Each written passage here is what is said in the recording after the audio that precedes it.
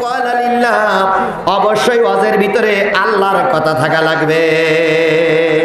কার কথা? জোরে বলেন। যেই মাহফিলে আল্লাহর কথা থাকে না ওটা মাহফিল না। এই জন্য যাত্রা গানে বহুত লোক থাকে, ওইটারে মাহফিল বলা হয় না, কারণ ওখানে আল্লাহর কথা থাকে না, ওখানে থাকে শয়তানের কথা। তাহলে ওয়াজ মাহফিলে কার কথা থাকা লাগবে? ক্বালা লিল্লাহি ওয়া লিকিতাবিহি, 2 নম্বর কিতাবের কথা থাকা লাগবে। কিতাবের কথা যেই মাহফিলে হয় না সেইটা ওয়াজ মাহফিল বলে না। আমরা অবশ্যই আল্লাহর কথা বলেছি, কোরআনের কথা বলছি এবং বলবো। কোরআনের কথা বললে মুসলমানের ভালো লাগবে, কিন্তু কোরআনের কথা বললে যার শরীরে ভেজাল রক্ত আছে তারা কখনো কোরআন শুনতে রাজি না। এখন ভেজাল রক্ত আছে বুঝবেন কি করে?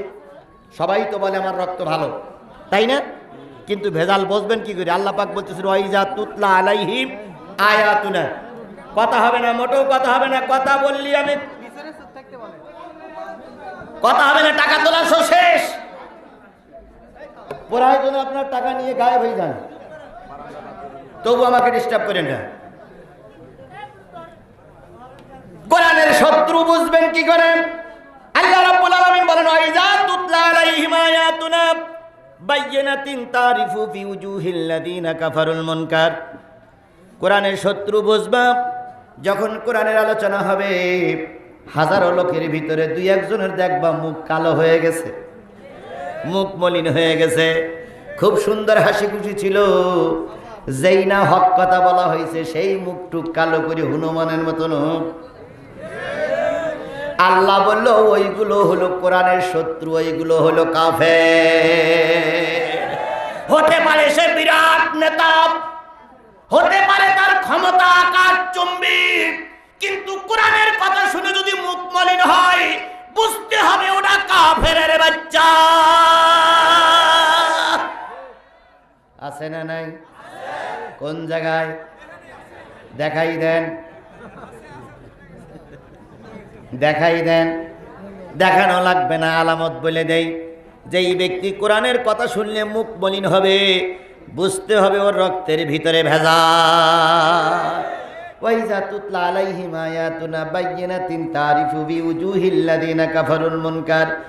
আরেকটা আলামত তুমি দেখবে, যদি হুজুর কোরআনের সহি কথা বলে ওরা মঞ্চে হুজুরের সঙ্গে বিয়াদবি করবে, ওরা মারিমুখী আচরণ করবে, ওরা নিজেরা না পারলে পুলিশ ডেকে এনে হুজুরি ধরাই দেবে। বুঝতে হবে এগুলো কাফেরের রক্তে দুনিয়ার মুখ দেখেছে। তাহলে কয়টা আলামত পাওয়া গেল? একটা হলো মুখ মলিন হবে, আর একটা হলো মাহফিল বন্ধ করার জন্য হুজুরকে অপমান করবে। এই 2 শ্রেণীর মানুষ যদি আজকের এই মাহফিলে থাকে, আল্লাহর কথা সত্য না মিথ্যা? তাহলে বুঝতে হবে এই 2 শ্রেণীর মানুষ যদি থাকে, ও যতই বড় মুসলমানের বাচ্চা বলে দাবি করুক, ওর রক্তের ভিতরে ভেজাল।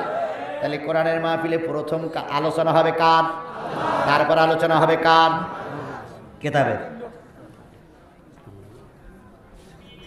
ক্বালা লিল্লাহি ওয়া লিকিতাবিহি ওয়া লিরাসূলিহি, 2-3 নম্বর আলোচনা হবে রাসূলের আলোচনা। ওয়া লিআইম্মাল মুসলিমিনা উম্মাতিহিম, 4 নম্বর সাধারণ মুসলমানের আলোচনা। আর 5 নম্বর মুসলমান নেতাদের আলোচনা। ওই কি বলে জো বাইডেনের আলোচনা করার দরকার নাই, ভারতের নরেন্দ্র মোদীর আলোচনা